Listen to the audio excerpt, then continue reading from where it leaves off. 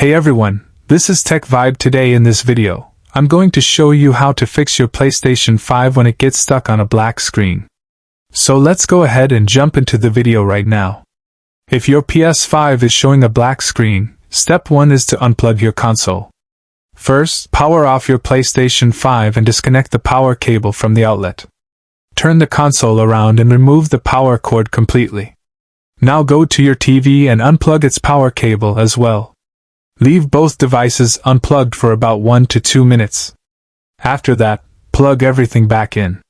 On your TV, make sure the HDMI cable is connected to the correct input. On Samsung TVs, HDMI port 4 supports 4K HDR at 120 Hz, so that's the recommended input for PS5. Step 2 is to switch your HDMI cable. You may be using an incompatible cable.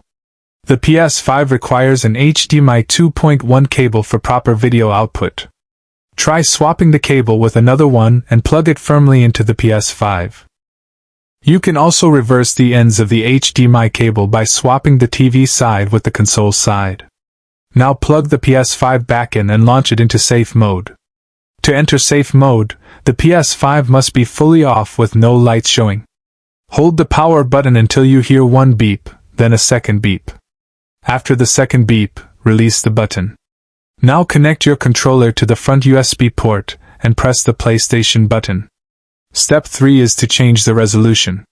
If you can see the safe mode screen but not the normal startup screen, there is a resolution mismatch between your PS5 and your TV. Go to option 2, change video output.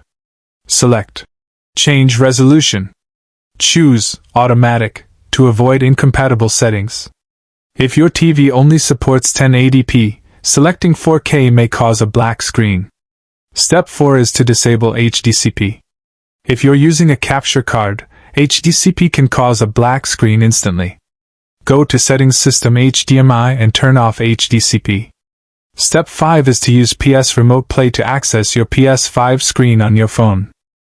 Connect both devices to the same Wi-Fi and use the app to change your video settings. Step 6. In safe mode, change HDCP mode to 1.4 and see if that fixes the black screen issue.